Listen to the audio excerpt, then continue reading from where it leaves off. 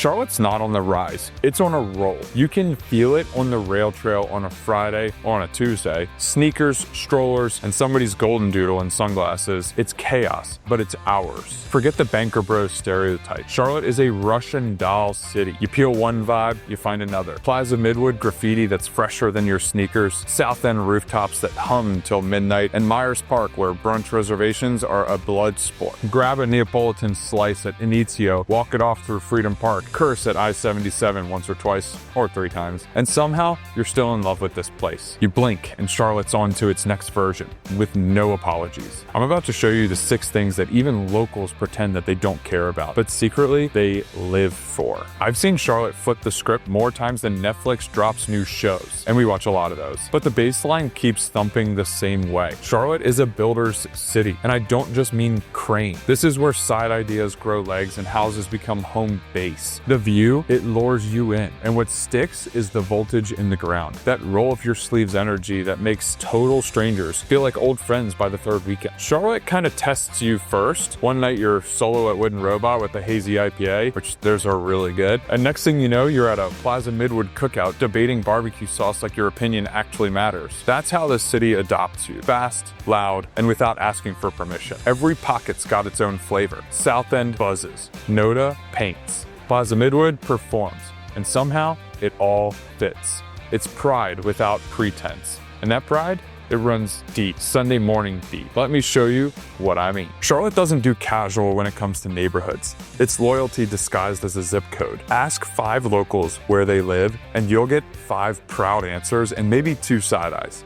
Here, neighborhood pride is basically a contact sport. Myers Park folks stroll under 100-year oaks like they personally negotiated the shade deal. Dilworth still got that porch swing energy, and you'll smell someone's grill going before you even hit East Boulevard. Noda, that's the heartbeat of self-expression. Murals, bands spilling out of bars, and that one guy on the corner playing the sax like his rent is due tomorrow. South End moves fast. Coffee in one hand, phone in the other, dog leash wrapped twice around your wrist, maybe a poop bag too. That's the uniform there. This city is built by developers, but it's defined by its people. Every block has its own rhythm, its own swagger, and you'll see when you're here that the steel frames it, but the porch talk names it. Plaza Midwood hums with vintage shops, vegan food, and the occasional guy skateboarding with a baguette under his arm. South Park, that is champagne brunch and designer sneakers, but don't let that shine fool you. They'll still tailgate like pros, and they will not hold back. Even the lakes flex personalities. Norman's the loud cousin with every water toy known to man. While Lake Wiley, that's where you actually get to relax, fish, float, and repeat. What people don't get until they move here is this. Charlotte isn't a city that you analyze. It's one that you feel. You don't pick your neighborhood, it sneaks up on you. You find your spot the first Saturday morning and you wander into a farmer's market. Bump into the same faces and realize, yep, this feels like my corner. I watched a couple from Chicago go through that exact metamorphosis. They swore they wanted city convenience, high-rise, walkable, the whole Pinterest board thing. And then they hit Noto on a random Wednesday night. They got caught in a barbecue debate at Midwood Smokehouse, and suddenly they're arguing vinegar versus mustard like they've been locals since the ACC still felt Southern. Now they have schools on the West Coast. Somehow that's part of the Atlantic Coast. I don't get it, but whatever. By the time we closed, they weren't just buying a house. They were joining the Friday Trivia League and texting about their fantasy football draft with all their neighbors. So if you're trying to figure out which corner of Charlotte actually feels like you, that's where my team earns its keep. We are the Charlotte Find Your Fit squad, helping people find the pocket of the city that fits their lifestyle like it was designed for them. Call us, text us, email us. All of our information is in the description below. If you want to really know Charlotte, skip the skyline. Start at the table. The city didn't glow up. It got flavor drunk and decided to rewrite its own menu. We went from chain steakhouses and Sunday buffets to Michelin star restaurants and James Beard shout-outs. Now, Camp North End smells like 10 countries arguing over whose season's best. And Optimus Hall turned a food court into a cultural passport right here. You've got a Beard semifinalist serving ribs out of shipping containers next to a brewery brewing 200 feet away. But that's Charlotte's kind of chaos. And the locals, they guard it like state secrets. You name a spot and they give you that, yeah, but have you tried this kind of look. And then they drop a name that sounds like a password. A taco window behind a tattoo shop, a sushi bar behind a Burmese family inside a warehouse. Charlotte's food scene isn't curated, it's earned. Immigrant chefs, first-time owners, people who built restaurants on grit, not just investors. They didn't wait for permission, they turned kitchens into movements. This menu grew calluses, not hashtags. So drop your favorite hidden gem in the comments, because I read them all. And no shade if you say something like Bojangles. We're just gonna dig a little deeper than drive-through chicken today. But South End's all espresso shots and food trucks that somehow always sell out. Noda hums with neon signs and late-night slices. South Park's fine dining is competing with Buckhead's expense accounts. And Plaza Midwood, still beautifully chaotic. Half vegan, half fried chicken, all soul. Even Soul Gastro Lounge. Every dish, every district, it's this mashup of old Carolina backbone and new global edge. You can literally taste the city's evolution. People aren't just moving here for jobs anymore. They're moving here for the flavor. The offer letter starts it, the spice keeps it going. That's Charlotte right now. Bold, fearless, and a little unhinged in the best way. It's soul first, shine second, and it's the sound of clinking glasses, the hum of a Friday night patio, the smell of smoke and spice mixing with ambition. And I could smell it behind me. And once a city learns how to season itself like that, it doesn't just change how it eats, it tweaks your taste buds and your tempo. Charlotte's real superpower? The flex isn't the towers, it's the air between them. Open air, heavy sun, that quiet buzz that you can feel. 80 miles of greenway snake through the city, behind backyards, under overpasses, connecting neighborhoods most people never even notice. You can bike from South End to Uptown without even touching a stoplight. You'll pass the early runners, the stroller warriors, and at least one guy walking 3 dogs that clearly aren't his. And then there's the U.S. National Whitewater Center. Picture if REI and an amusement park had a love child, raised it on trail mix and adrenaline, and taught it to host concerts. Rafting, climbing, zip lines, trail runs, and then you're barefoot by the fire pit with a beer, pretending that counts as recovery. And that's just a Charlotte Saturday. But here's what makes the outdoor scene different. It's not performative. There's no, look at me, I'm hiking energy. People just go outside. No announcements, no hashtags, just life. And here's the part that most folks miss. This isn't an accident. It's city planning with soul, design that measures in minutes, not in miles. The Parks and Rec team's been threading new greenways every year throughout this city, trying to make sure that everybody's within a 10-minute walk of a trailhead. Some areas are still catching up. Parts of West and Northeast Charlotte lag a little bit behind, but the goal is very real. And that matters because this isn't just smart design. It's equity in motion. The outdoors here doesn't just separate you from the city, it stitches you into it. Infrastructure that you feel at street level. And of course, it's not all smooth sailing. Try paddling the Blueways some days when you'll find yourself arguing with Google Maps about where the river access really is. Crowder's Mountain can feel like an airport security line on Saturdays, but that's part of the charm. A little chaos, a lot of reward. And still, the balance Charlotte's nailed is very rare. You can finish a meeting, lace up, and hit a shaded trail like this one in 20 minutes. It smells like humidity and honeysuckle, like a southern reset button. That's the quiet flex. This city remembers to breathe. It's not loud about it. It's not curated. It leaves room around your day. Because here, the outdoors isn't a weekend plan. It's part of your routine. And that balance, that mix of chaos and calm, is what really makes Charlotte work. But that calm doesn't come for free, because every time Charlotte learns how to breathe, it also grows faster. And that's when things really start to get complicated in the best way possible. Charlotte's been called a lot of things. The next big city, the New South, or everyone's favorite lazy label, almost Atlanta. But here's the truth. Call it shade, I'll call it fuel. Because while Atlanta's been out there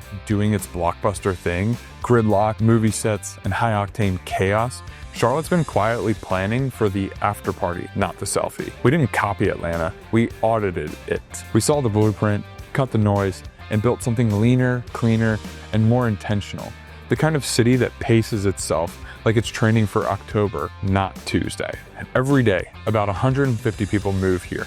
and the skyline shows that. South End keeps stretching like a startup that just hit its Series C funding. That new rail trail bridge connecting Uptown and South End, it's not just concrete, it's a statement. Charlotte's not following anyone's lead anymore, and the growth isn't random. The 2040 plan literally hardwires complete communities into how the city expands. Places where you can live, work, and grab a beer without needing to cross 3 zip codes. NODA and Camp North End turned old mills into breweries, murals, and markets. Proof that Charlotte can grow without erasing its roots. Even the Levine Museum of the New South left its Uptown building and went mobile, taking history to the people instead of waiting for them to find it. That is progress that you can stand on. Now, yeah, the growing pains are very real. I-77 at rush hour can make a preacher swear, and skyline cranes seem to multiply faster than apartments. But that's the beauty of it. Charlotte's caught this perfect tension between Wall Street pace and tailgate heart. This isn't an identity crisis. It's a growth spurt. We're not almost Atlanta, we're actually Charlotte. And the city that we're building 10 years from now, that's the case study that everyone claims they thought of first. But growth, it always comes with a price. And if you're thinking about calling Charlotte home, you'll want to know exactly what that dream really costs. Not just in money, but in what you trade to live the lifestyle here. Everybody in Charlotte swears everything's 15 minutes away. That line should be printed on the city's welcome mats. Realtors say it, locals nod, and newcomers believe it until they hit I-77 at 5:15 and realize that they've entered into a live-action patience test. Here's the truth. With commute times now pushing about 27 minutes and climbing, that 15-minute promise is more of a myth than math. It depends entirely on where you live and whether the light rail gods are in a forgiving mood. From South End to Uptown at mid-morning, from Ballantyne to the airport during rush hour, you could finish a podcast trilogy and still be staring at the same exit sign. The John Belk Freeway feels like a NASCAR warm-up lap most evenings. Providence Road at school pickup is a patience test with turn signals. And if the Panthers are playing, good luck. Uptown just stops pretending traffic laws even exist. Drop your 15 minutes away lie in the comments. What route always takes double the time that you swear it doesn't? I want to know the real ones though, and bonus points if you can beat Ballantyne to Uptown on a Friday. But this myth, it's kind of beautiful. It shows Charlotte's optimism. We want to believe that we still move at a small town pace, even as the skyline keeps flexing and getting bigger. That little contradiction is our sauce. Even the City Hall knows it. The 2040 plan literally is trying to make the joke real, designing 15-minute communities where you can live, work, and caffeinate without crossing 3 zip codes. The Lynx Blue line already reshaped entire zip code. The coming Silver line will do the same. And the South Park Loop Trail, it's turning gridlock into cardio, one bridge at a time. And what I love is that people are already adapting. In Dilworth or Plaza Midwood, you can walk to a coffee and call it your commute. Out in Huntersville or Mint Hill, your drive time is your decompression time. You pick calm or close on purpose. That's the real story of Charlotte and their commutes. It's not about traffic. It's about tempo. This city makes you choose walkable chaos or cul-de-sac calm. Both work, just don't try to have both at 5 o'clock on a Friday. You'll hear it either way. The soft hum of Teslas in South End or the lawnmower symphony out in Mint Hill. 2 versions of Charlotte, same heartbeat. And speaking of dual personalities, the next part might just explain why the city's identity crisis is exactly what makes it work.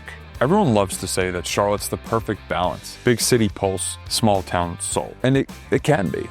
Until you realize that that dream comes with closing costs that nobody talks about. And I've watched it play out. A couple flies in for a long weekend, brunch in South End, skyline selfies at dusk, a brewery or two, and they're hooked. Then Monday hit. They check listings and the bill lands. No promo code works. Prices are up almost 40% in 5 years. And if you see something under $500,000, you better move, skip lunch fast. Competition is wild, inventory is thin, and Zillow's timing never your friend. But here's the twist. People keep coming, not because it's cheap, but because it still feels possible. Charlotte's not a bargain anymore. It's less coupon and more calculus that favors your life. You're not buying a square footage here. You're buying a way of living, where you can chase big ambition uptown and still make it to a Friday night cookout before the game, where your neighbors wave, kids ride bikes till dark, and life just feels busy enough to matter. One of my clients, a couple from California, sold a 1,400 square foot place in San Jose and bought double the space in Waxhaw. A week after closing, they called and said, we can breathe again. That's the Charlotte effect. Not cheaper, but smarter. Yeah, you'll sit in traffic sometimes and cranes will photobomb your skyline, and the word affordable might need witness protection, but then the light rail hums past, cicadas start up, the skyline flickers gold, and you realize you didn't just move cities, you swapped speed for fit. You changed what home feels like. And maybe that's what people are really chasing here. Not the next big thing, but the next right thing. The one place that still gives you room to grow and space to breathe.